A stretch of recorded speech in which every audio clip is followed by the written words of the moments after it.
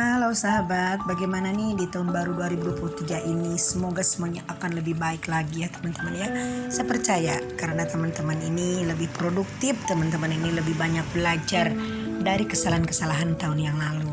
Nah yuk kita sekarang diskusi, ada kebiasaan-kebiasaan yang akan menambah kecerdasan kita dalam kehidupan sehari-hari. Apakah itu?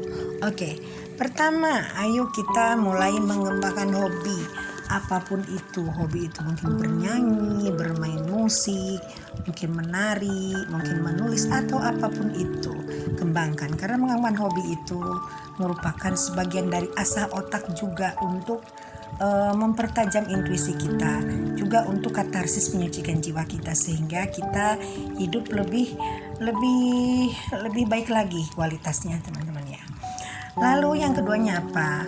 Lalu kita harus dibiasakan menulis. Nah, menulis apa itu? Apapun itu. Mungkin itu merupakan jurnal sehari-hari, buku harian atau scripting atau apapun itu. Nah, ternyata menulis itu bukan cuma melatih otot tangan ya, tapi melatih saraf otak juga. Jadi saraf motorik kita akan aktif sehingga nanti kecerdasan kita bertambah dan saraf-saraf otak kita akan terlatih untuk bergerak hingga kalau namanya saraf itu digerakkan itu nantinya akan menambah kekuatan akan menambah kecerdasan.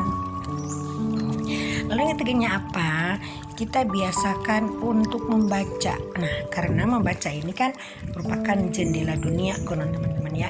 Nah, jadi membaca ini juga akan merangsang saraf mata, merangsang saraf otak, juga akan merangsang saraf tangan juga karena membuka buku kan. Nah, jadi ini ada beberapa secara anatomis bagian badan kita yang aktif dengan keadaan membaca. Nah, membaca ini tentunya kita akan banyak hal yang kita tahu, yang kita tidak tahu menjadi tahu, yang tidak paham menjadi paham. Jadi membaca ini sangat-sangat penting teman-teman ya.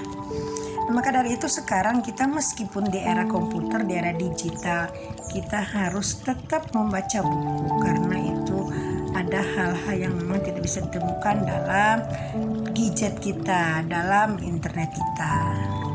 Lalu keempatnya, bergaul dengan komunitas orang-orang cerdas. Kita ikut misalkan dalam komunitas motor GP meskipun kita tidak suka balapan ya, tapi di situ kan ada orang-orang cerdas ya.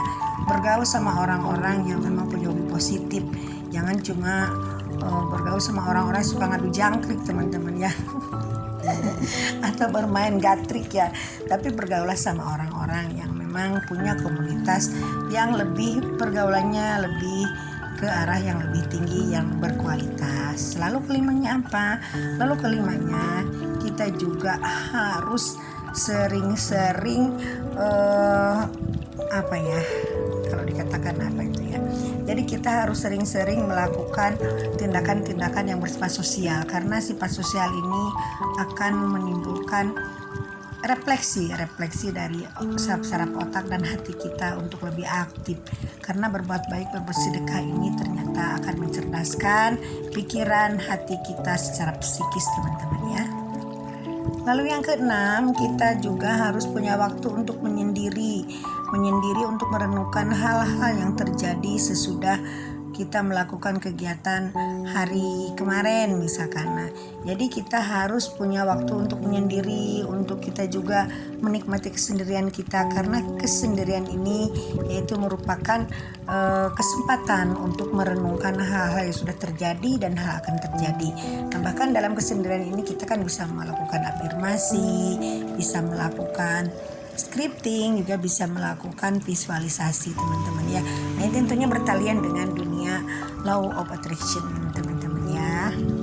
Lalu kemudian jangan lupa juga untuk melakukan selalu revisi di saat sebelum tidur.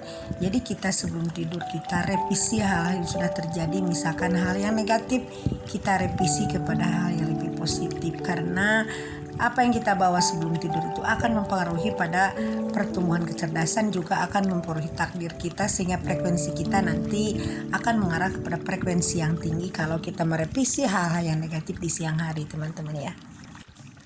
Lalu kemudian kita juga harus melakukan permainan atau hobi-hobi, misalkan kita bermain kartu, misalkan bermain kartu remi boleh, itu hanya sebatas hobi. Lalu bermain catur, lalu bermain game-game yang bermanfaat teman-teman ya. Nah itu sedikit tentang masalah mengasah kecerdasan. Semoga bermanfaat dan tentunya hal-hal lain lebih banyak lagi mungkin teman-teman bisa memakan sendiri ya. Oke, sekian dulu teman-teman ya. Semoga sehat selalu, semoga video ini bermanfaat. Dan kalau seandainya teman-teman punya pendapat atau punya asumsi atau punya hal yang bisa dibagikan kepada teman-teman, yuk kita bagikan di kolom komentar. Semoga teman-teman sehat selalu. Bye for now.